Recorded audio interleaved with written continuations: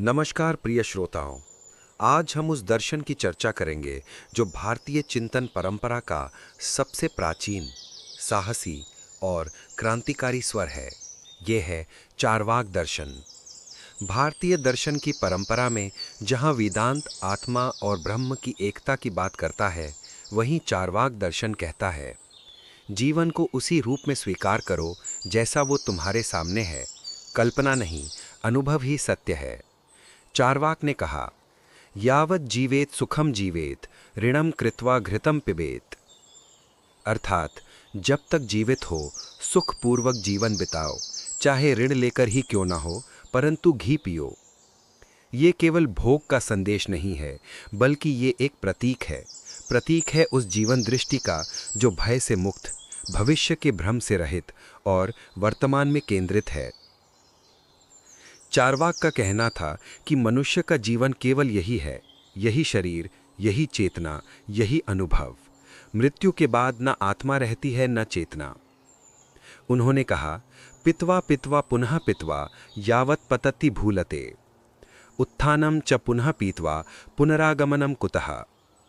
अर्थात जब तक शरीर जीवित है तब तक जीवन के रस का अनुभव करो। जब ये शरीर मिट्टी में मिल जाएगा तब लौटकर आने का कोई मार्ग नहीं। यहाँ पीतवा का अर्थ केवल मद्यपान नहीं, बल्कि जीवन के रस का अनुभव करना है। आनंद, प्रेम, अनुभूति, प्रकृति, जो भी तुम्हारे सामने है उसे पूर्णता से जी लेना।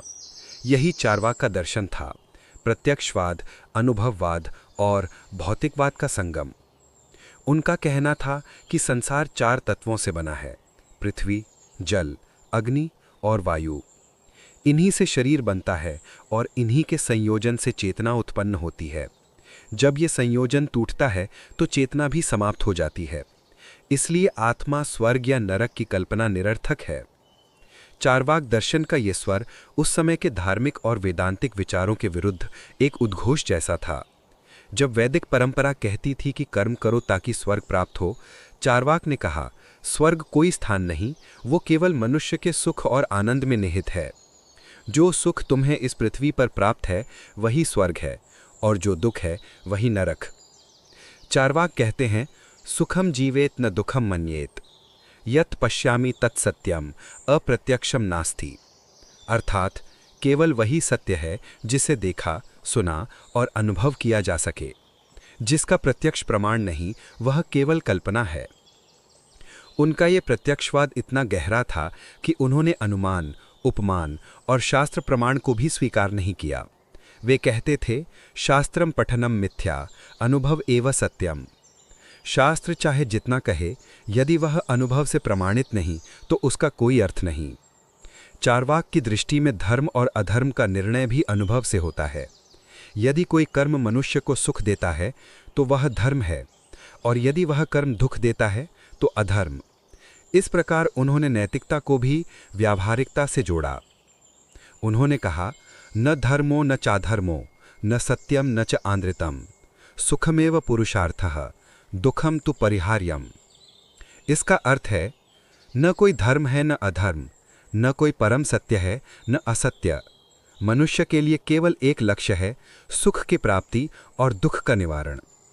चार्वाक ने यह भी कहा कि ब्राह्मणों और पुरोहितों की कथाएं केवल लोक को भ्रमित करने के साधन हैं। वे कहते हैं, भस्मीभूतस्य देहस्य पुनरागमनम कुतः। जब शरीर भस्म हो गया तो वह फिर कैसे लौट सकता है।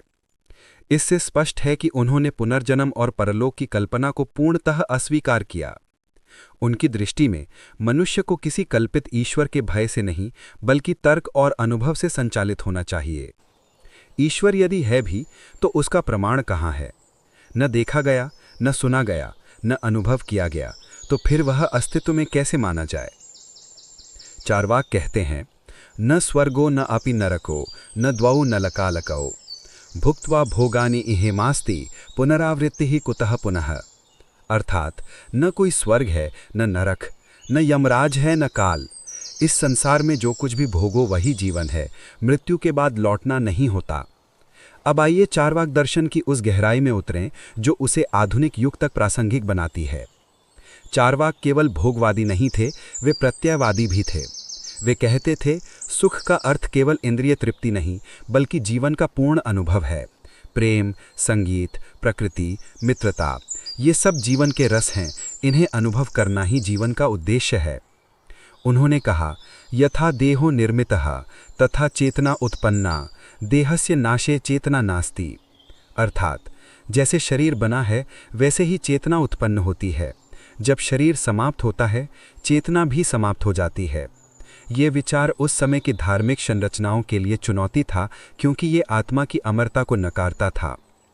चार्वाकों ने यह भी कहा कि मनुष्य को अपने कर्मों के लिए किसी ईश्वर से नहीं, बल्कि समाज और विवेक से उत्तरदायी होना चाहिए। यदि कोई कर्म समाज को सुख देता है तो वही धर्म है, और यदि दुख देता है तो अधर्म। चार्वाक के अनुसार जीवन को जटिल मत बनाओ। जो दिखता है वही सत्य है, जो अनुभव होता है वही जीवन है, बाकी सब अनुमान है, भ्रम है। इस दर्शन में कोई जादू नहीं, कोई रहस्य नहीं, केवल सादगी, तर्क और अनुभव, और यही इसकी सबसे बड़ी शक्ति है। चार्वाक दर्शन हमें सिखाता है, भय से मुक्त हो जियो, क्योंकि मृत्यु का भय व्यर्थ है। अंधविश्वास से मुक्त हो सोचो, क्योंकि जीवन तर्क से चलता है। वर्तमान में जियो, क्योंकि यही क्षण तुम्हारा है। यदि तुम हंस रहे हो, प्रेम कर रहे हो, सृजन कर रहे हो, तो तुम जीवन का अर्थ पा रहे हो। चार्वाक का दर्शन एक चुनौती भी है। क्या तुम बिना ईश्वर, बिना भय और बिना कल्पना के जीवन जी सकते हो? क्या तुम अपने अनुभव को ही अपना धर्म बना सकते हो? यदि हाँ, तो तुम चार्वाक के मार्ग पर हो। और यही मार्ग आज के आधुनिक युग में भी उतना ही प्रासंगिक है जितना सहस्त्रों वर्ष पहले था, क्योंकि मनुष्य आज भी वही प्रश्न पूछता है, मैं कौन हूँ? मृत्यु के बाद क्या है? चार्वाक उत्तर देते हैं, तुम वही हो जो अभी हो। मृत्यु के बाद कुछ नहीं, इसलिए जो भी है अभी है। और अंत में चार्वाक का ये भाव, यावत् जीवनम तावत् प्रकाशः नास्ति पुनरागमनम न पुनः संयोगः अतः सुखम जीवेत भयमुत्सृज्य। अर्थात जब तक जीवन है तब तक प्रकाश है, मृत्यु के बाद न कोई लौटना है, न कोई पुनर्मिलन, इसलिए सुखपूर्वक जियो, भय को त्यागो। सारांश रूप में चार्वाक दर्शन हमें सिखाता है, वर्तमान ही सत्य है, प्रत्यक्ष अनुभव ही ज्ञान है, शरीर ही चेतना का आधार है, सुख ही पुरुषार्थ है, भय, अंधविश्वास और कल्पना से मुक्त जीवन ही वास्तविक जीवन है। प्रिय श्रोताओं, चार्वाक का दर्शन भले ही प्राचीन हो, पर उसका स्वर आज भी हमारे भीतर गूंजता है। जब भी हम कहते हैं मैं अपने अनुभव से सोचूंगा, जब भी हम कहते हैं भय नहीं तर्क चाहिए, तब हम चार्वाक के उस मार्ग पर चल रहे होते हैं जो जीवन को ही परम सत्य मानता है।